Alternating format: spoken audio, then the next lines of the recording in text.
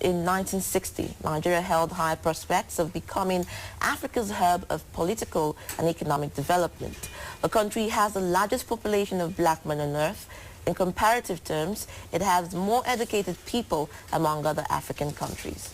The country showed that it was prepared to harness these potentials and become a major emerging economy when in 1962 it rolled out its first development plan.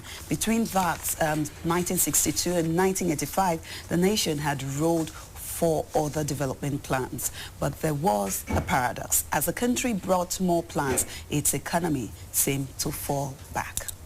Even today, Nigeria has tabled 3 major national development targets. The first is the Vision 2010, by which the nation targeted certain development goals by the year 2010. The country has also cued into the global agenda of the Millennium Development Goals, which are supposed to be achieved by 2015. On its own, Nigeria has shifted the target date of considerable economic prosperity to 2020. By that year, the nation hopes to rank among the first 20 economies of the world. That is how the Vision 2020 came to be today. But is Nigeria's economy developing? In fact, has Nigeria clearly spelled out its definition of development to suit its own needs, take advantage of its opportunities, and realize its potentials? In defining its development objective, what role has the nation assigned to the states, and do those rules cue into the relative strengths of the states? These are the issues we will be engaging this morning, and I'm glad to welcome you to the studio to discuss the issue with us. It's Professor Ken Ife, Africa Business Roundtable and Lead Consultant, ECHOS Commission. You're welcome, sir. Thank you. And also have with us in the studio Chief Ambrose Owuru, President, Hope African Foundation, former presidential candidate. You're welcome, sir. And also we have Honorable Chris Etta, Member, House of Representative, Ikomboki Federal Constituency, Cross River State. You're welcome, sir. Gentlemen, you're very welcome. We're talking about development in Nigeria. So how far so far? I start with you, sir, Professor Ken. I think you've actually given us the 2 extreme parts of it, the strategic vision which the 2020 has outlined, and we know very clearly what it wants to do. But how it does it and the extent to which we can measure the effectiveness is a different question. You've also mentioned Millennium Development Goal, which is on the other side, measuring a lot of social indicators, human development indicators, and all of that. Again, how we are faring is open to question. But there are areas where we are doing really well, and there are areas where we have far more challenges. Such as? Well, if you look at the very first one, the first MDG one, which is halving poverty, by 2015, that's the biggest challenge that we have. Because in Nigeria, we are blessed with having the 3rd fastest growing economy in the world, 7.2 to 7.4%. Yes, but that has not translated to food on the table, and that has not translated to employment. We know also that 80% of the foreign direct investment coming into the country is going to the extractive metallurgy, oil and gas, and that has only 0.14% of employment. So that's if you are looking for growth in employment and poverty reduction and all of that, that's not where you go. But we're happy we have those. But for the drivers of the economy must know where they have to direct attention if they have to alleviate poverty. Okay, all right, Chief Ambrose, permit me to make a rather negative remark. If you look at Nigeria and Nigeria alongside the other countries that begun development plans at about the same time, Nigeria has continued to fall back while these other countries have moved ahead, countries like Brazil, Malaysia, and China, and even India. Why is this so? I think the answers are very obvious. I think somewhere along the line, we seem to have missed the development plan and missed our direction.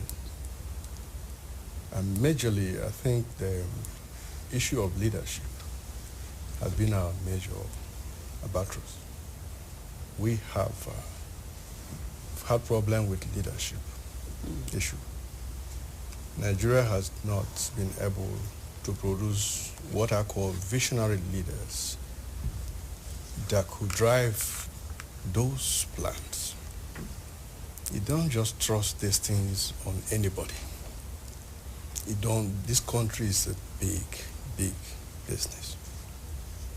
And to think that It's a ritual. We have elections and we produce people, leaders of any manner without vision and expect growth. It won't work. And that's where our major concern, even us as an NGO, has been. Yes. So you were contesting to be the president of this country at some point, right? Yes, Am I right? Yes. Twice I did. Twice you did. Now tell us, if you had been elected as president, what would you have done differently from what is being done right now? Of course, I've always grown up with visions right there. I would look at what Nigeria will be. That's the starting point. You give me a thing to do, I know how to do it. I'll tell you how. We will have done a lot of things differently. Like? You won't have what you have today as corruption. I won't even have a National Assembly as we have today, working anyhow. I'll propose a lot of bills and strengthen them. I'll ensure the civil servants are reoriented. I'll drive this whole thing. I will show leadership. You talk about development plans. That could be written up by anybody. Yes, but the issue is how it will be implemented. Yes, certainly. And how would you have implemented it? That is my question. You see, Nigerians over the time, we were not like this before. We had good leaders at the beginning who had idea where we were supposed to be, how things should be. Like I said, we missed the road somewhere. All right. Well said. Now, Honorable, I bring this to you. Professor Ken has described Nigeria economy as one of the third largest in the world. And of course, looking at Nigeria, we have well-developed financial bodies, communication, entertainment center. The list is endless. Now, a country that is ranked perhaps the 31st in the world in terms of GDP, and yet the 13th poorest country, the poorest nation. We look at what we have as a nation. We talk about the oil boom, and we talk about agricultural sector. It's almost very evident that what we were from the beginning, right after independence, we have dwindled. And some say it is bad leadership, like Ambrose has said here. And some say it's corruption. Some say it's lack of accountability. Now, many say it's people rather sharing the national cake rather than baking it. Now, being in the forefront of the government, being a representative of the government right here on the panel, what is your take on how the government has contributed to the development of Nigeria so far? I think if we look at the issue of Nigeria's development or Nigerian growth and the challenges, they are multifaceted. Yes, in terms of growth index, you hear CBN rolling out GDP increasing, GNP increasing, and other indicators. But you see, the challenge we have, like you have pointed, is the issue of development. These are in the areas of sustainable quality of your own life, in terms of healthcare, education, infrastructural development. Those are the problems where we have, that is the area where we have problems. You can reel out all the figures if you like. Professor here talked about MDGs and the rest. I can tell you that less developed African countries, example Mali here, they say they are almost overshooting their MDG estimation. They are at about 85%. Nigeria is still at 30%. Every day we budget resources for the MDG program. We have moved from 2010, now we are talking about 2020 development target. Meanwhile, when you look at the approach, you look at the focus, you look at the drive currently, you discover that we are not even starting. Today, electricity generation has dropped. And that is a critical ingredient of economic activity. Meanwhile, it is going down rather than pointing up. The resources pumped into it outweighs even per megawatt production on an annual basis. So you ask yourself, what are we doing? Look at the energy we spent in the last 3 months talking about PDP congresses. It virtually brought everything to a standstill. Have we ever tried such energy in terms of rail line development? All right. So that we can bring the system down, to a standstill for 1 month, just focusing our energy on rail production. All right. Prof, I'm going to come back to you. Yes. Now, we need to define what development really is for this country. We've seen GDP increasing, which has meant nothing to the layman on the street. It amounts to nothing. Nobody sees. It doesn't create any change. I'll put it in context. All right, please do. I'll put it in context. The Vision 2020 envisages a position of 20 in the league. And that means that we will need to come to about $900 billion in terms of GDP. And that also means that we have to grow the economy at a rate of 12% at the minimum to get there. Is it possible to achieve that growth potential from 7, 8 to 12? I think we are rebasing the economy right now. So after rebasing the economy, we will move from $275 billion to about $395 billion. At the moment, we are now number 2. We've gone past Egypt. We are just heading to South Africa. So when we rebase, we'll be at par with South Africa. A year after that, we'll overtake South Africa because we have 8% growth and they have 3% growth. Now, that is going to be a psychological victory for Nigeria because foreign direct investments, they look at their computers. They look at which is the economy and the sovereign wealth fund. They look at some of the statistics and our future rating has improved. So there is the dynamics there. And now the growth that we will require to get there is only about 10%, not even 12 now, but it will come down to between 9 and 12%. So it becomes possible on paper. On paper. On paper. On but ground. then you come back and say that, what does this all mean? What are the aggregates? If you disaggregate GDP, you find that agriculture is almost 40%. And they have 30% for services and 30% for industry. But when you are looking at this aggregate, look at where you have growth. I've already mentioned to you that the FDI is coming in, 8% is going into oil and gas. Their employment profile is unbelievably low, it's only 0.14%. But where do we have growth in the economy? Because that's where you go to focus if you are strategizing. Now, if you look at our comparator nations like G8 in India, Brazil, China, you find that our economy, the structure of our economy doesn't add up. Normally, we shouldn't be at these aggregates that we are, 30, 30, 30. No, we should be 40, 40, 20. Agriculture should be around 20%. America, only 4% are involved in agriculture, but they are feeding the whole world. But here we are almost 40% in agriculture and still we're struggling. So I'm coming. But when you look at agriculture, we are one of the 5 countries in the world that produces more food than they require. And certainly the only one in Africa. But we are still having food security challenges. Yet we are the biggest producer of food in Africa, more than what the population requires. The reason is 40 to 70% of that food are not making it into the food chain. Then we are lacking in processing capacity, and power draws you down. And they're wasting. Power is post-harvest losses. Power is drawing us down. Then you leave agriculture for a moment and come to services. When you look at services, half of services, 15%, is retail and wholesale. And when you look at wholesale and retail, you find that 500,000 jobs are in the formal sector in retail, but there are 10 million jobs in the informal sector in retail. So if you want to create jobs, if you want to formalize, give more revenue to the state government, go to that informal. Convert that 10 million from informal to formal. You have a sea change in revenue generation for the states and more employment. But that tells you part of the story. Retail and wholesale, that is 50% of that 30% of the service sector. How has it been growing? 2009, 10%. 2010, 12%. 2011, 14%. Now, 16%. So it's growing. So it needs very little support to grow. It's already growing on its own. And if you compare that to other countries, you see that the service industry is moving. That's the one that should grow faster. ICT is one of the service industries, 7% of our GDP. But the growth is phenomenal, the fastest growing sector in the world.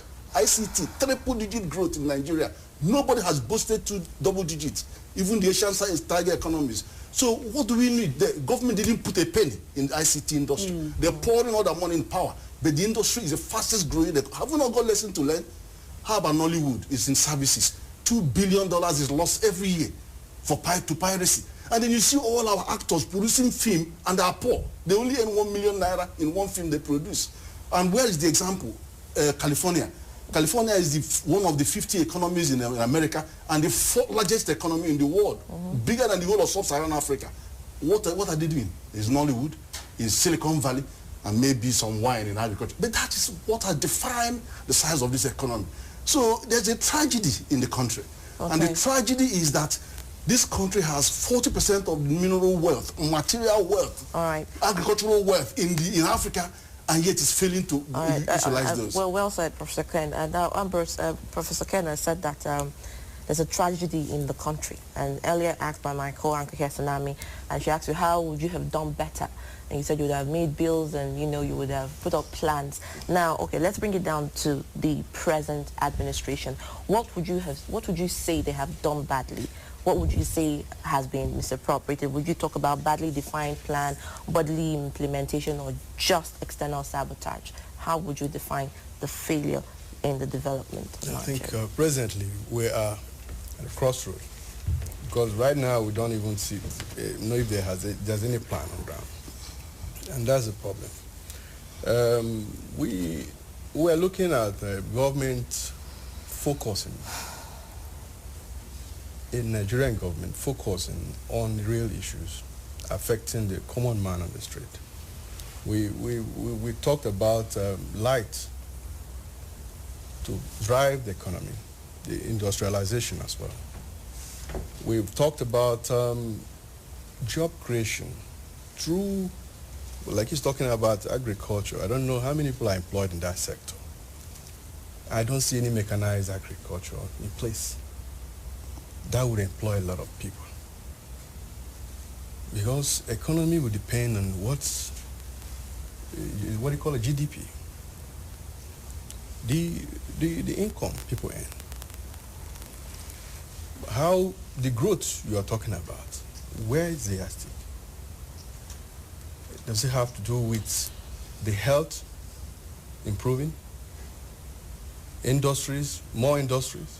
I've not heard of any establishment of any new industry in Nigeria. Would have done a lot better, you know, differently, in the way of, you see, we're a developing country. Africa, indeed Nigeria, presently, need to redefine their direction and their, you know, their relationship with external people. This so-called FDI coming in. What are the terms? Presently, you still have Shell, the likes of Shell in place. You go to Venezuela and some other places, they emphasize this sort of foreign ideas of people coming to explore oil in their area. They have taken over. Nigeria, over 50 years of oil exploration, we are still expecting foreigners to come and exploit us. And to share 60-40% in the present world.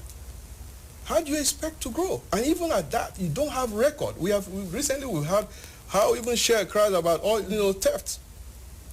They don't even have record of how much is exported. So if I get you correctly, what you're saying is that Nigeria shouldn't be at the stage where it is now, inviting investors.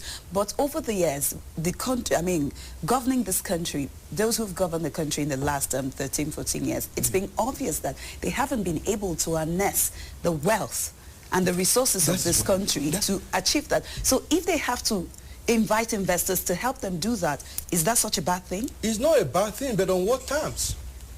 If people are bringing Toyota into this country, you as a developing economy, you know that if you dump things here, it will kill your economy.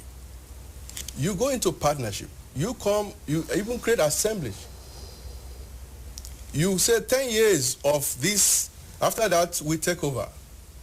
Shell, after about 20 years of exploration, by now Nigeria should have taken over those areas and been in charge. You must have terms on how you relate with people. Don't go saying dumping or trusting them with all aspects. Even today, we're even talking about bringing experts to run our security. It's not done that way. All right. Well, that's is a discussion we'll discuss another day, because I don't know, I am a little worried, because if the government has failed, I think it is all right to ask for help, but like you said, it has No, to we shouldn't be be looking defined. for help now. That's what we're saying. If you have good leadership. Unfortunately, let me ask you, Honorable Etta. Now, you are a politician.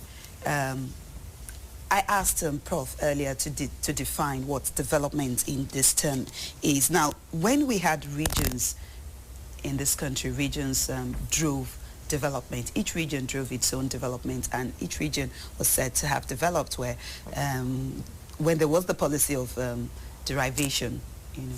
Today, we have governors especially, who want their states to become urban centers, maybe like Lagos, like Port Harcourt. Borno, for instance, you know, is a place where the land mass is extensive, and yet in its capital, the governor wants to create an urban center. In my own opinion, I believe that such states can be the agricultural powerhouse of the country. Why is it that every politician wants to make its state, his or her state, an urban center? Is that good for Nigeria's development? You've actually mentioned one of the inhibitors of our current situation. You see, Nigeria is a country which is run on sentimental basis, not on realism. You're talking about derivation. You know how long it took us to move from 3% to the 13% that we are today. Those are the sentiments that are inhibiting us. Federal character, all these things. How do you get a state to look inward when you are sharing, when there is, what should I say, a character of sharing of what we call the national cake. So it is simple. Just be lazy. Sit and wait at the end of the month. Someone else is generating the resources, and you just collect and consume. But if we look at derivation very critically, and people move away from the sentimental attachment to derivation and begin to insist on derivation, you will see that most of these states that are telling that they don't have internal capacity will develop that capacity. He mentioned California here. North Carolina didn't develop until the 80s. You understand? When they now went into information technology. So there is nothing like a collective development. Let every state develop according to its own capacity. Then there will be a trickle-down effect that will support and assist other states. You understand? Because if I begin to grow now, the other state will begin to look at those things that are lacking in my own area, and you begin to create them so that you will begin to partnership. That can help to drive development. What Professor was talking about here was, he dwelled mostly on the economic growth within the system. But you see, on the issue where we are having challenges, is how do we bring this economic growth to support economic development? Although there have been arguments that, yes, economic growth can lead to economic development. But in the case of Nigeria, it's not so. The index of development have continually remained down in spite of the growing figures in the areas of economic, in the GDP and the GNP. Healthcare is going further downward rather than showing any sign of improvement. Education is even worse today than yesterday. Our infrastructures have all collapsed. These are the areas where economic development is achieved. Because once the standard of living of the people increases and there is happiness, we are not talking about development. But we don't have that in Nigeria. All right. Okay, we have our numbers there on the screen. The numbers to call are 097809477, and you can send us email at kakaki@aitnews.com.ng. The number is 097809477. Now, Honorable, you've taken that. In fact, she asked you the question right out of my mouth. But I want to understand something. Largely, the subsistence of agricultural sector in Nigeria used to be very large. We used to actually, to the point of we used to be the exporters of food. Now we import food. Now let's take it back to the rural centers. You represent Ikomboki Federal Constituency. permit me to ask you, when was the last time you actually went back to the state, to the rural areas to actually see how it worked out? I'm from the rainforest. You're from the rainforest, okay. And in the rainforest, we don't even have roads. We don't even have government support system because about 70% of my territory has been declared government reserve. So when I talk about rural development, you should know that I know what I'm talking about. Okay, fine. Because we face this challenge every day of our lives. So Okay. what would you advise your government Now, to do? what I want to actually ask is this. Yes. Now, knowing your challenges from your constituency, knowing what your problems represent.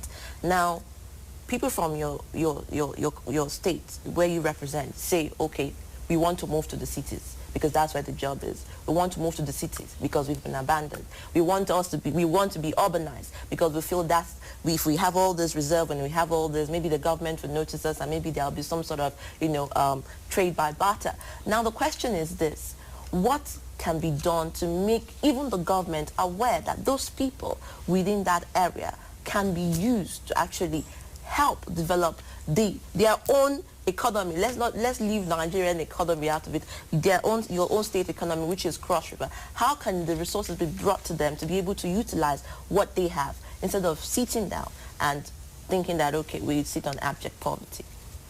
Okay, if you want me to describe the life of an average Ikomboki man, I think it will help us explain this problem. Ikomboki lies in the rainforest.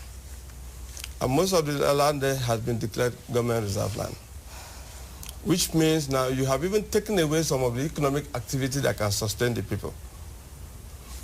Recently, I came up with a bill.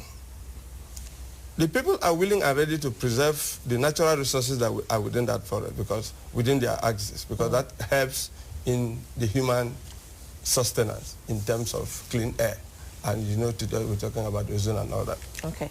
But you see, government itself has not been able to do those things necessary for the survival and sustenance of the people. So you talk about this migration. I'll just hold you on that for a moment, but we have a caller. We'll come right back to you. Chike calling from Port Harcourt. Chike, good morning.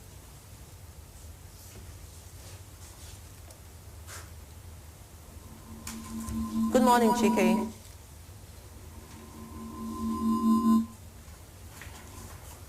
Good morning, Chike. Chike, are you there? All right, let's get back to it. Honorable, please So, continue. you see, like in transparency, what the government has been trying to do now is to see how they can create access roads into the rural areas in order to bring out these agricultural products. But the challenge that we have, like Professor has already mentioned, is the processing mechanism And power. which is one, yet processing mechanism supported by power. They are lacking.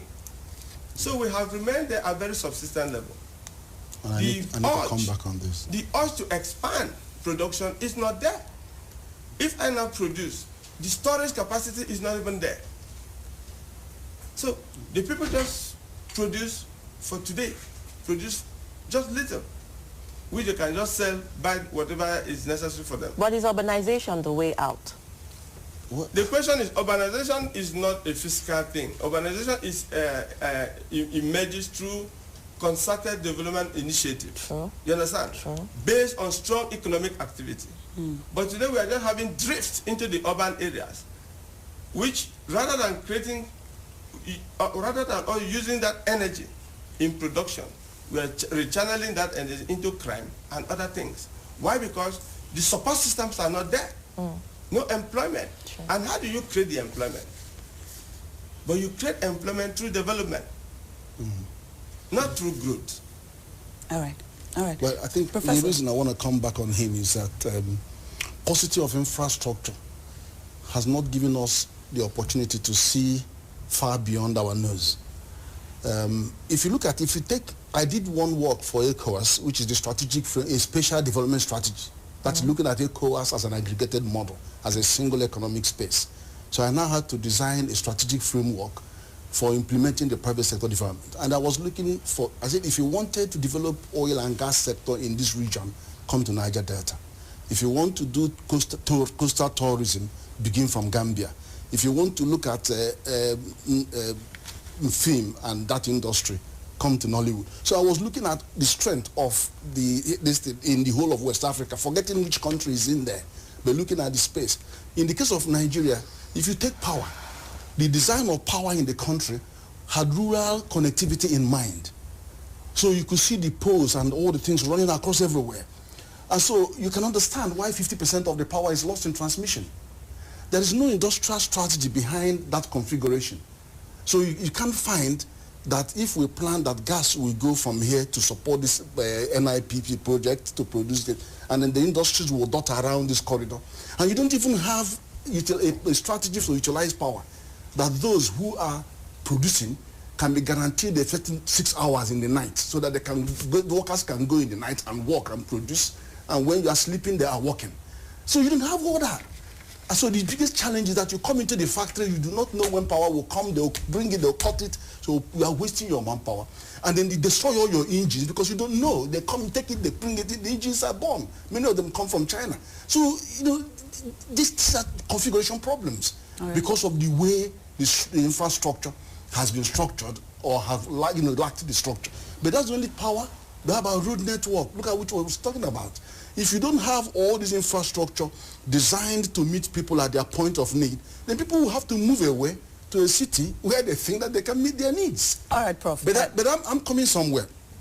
Where I'm coming is the balance between the states and federal government in their efforts to change the economic landscape. Now, sometimes I find the federal governments very overbearing in certain area. Take investment climate. Why is it that because data now are available at state level? Initially, all data were available at federal level.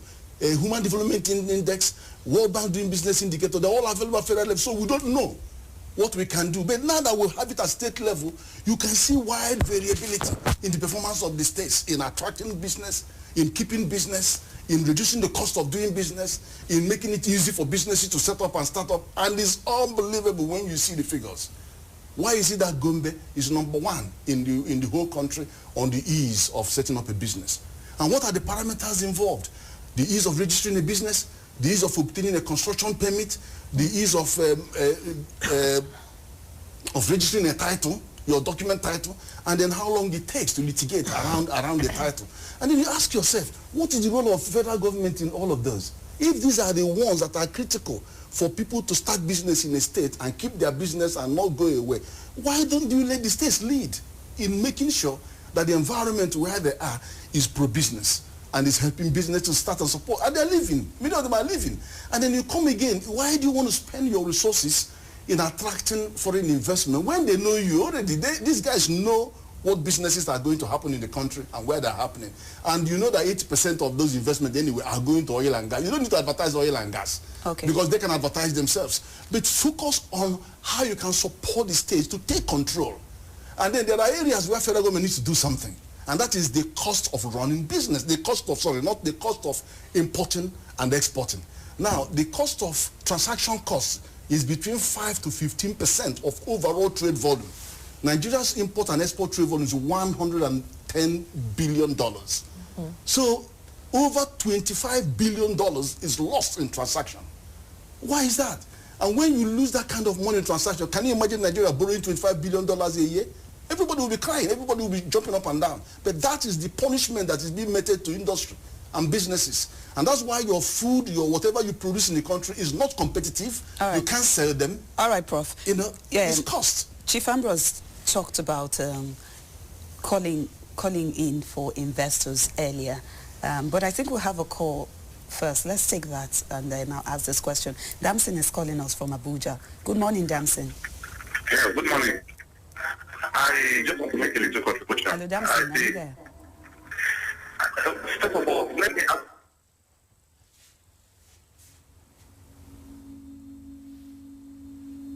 Hello, Damson. Hello? We seem to have lost Damson there. You said earlier that you do not agree with the federal government always calling for investors in almost every sector of the economy. Prof, you just mentioned too that the investors know where business is booming and they know where to go to. Okay, let's look at this instance. Many states go for foreign investment, which is not determined by local resource advantage. how healthy is this for the overall development of the nation? Yes, Chief yes. First of all, we have to move from this consumer status. We are perhaps 160 million now, if not more. And the outside world see us as a market. We've not been able to use this to our own advantage. Industrialize based on every state or people according to what they have, a comparative advantage and use it. And that will have a multiplier effect. A lot of people have said, even when the fuel issue was on, people began to ask, what is the problem with even our NNPC, just a trading port? They're not even establishing, filling stations even outside their domain, Nigeria. We have remained a consumer nation. And so a government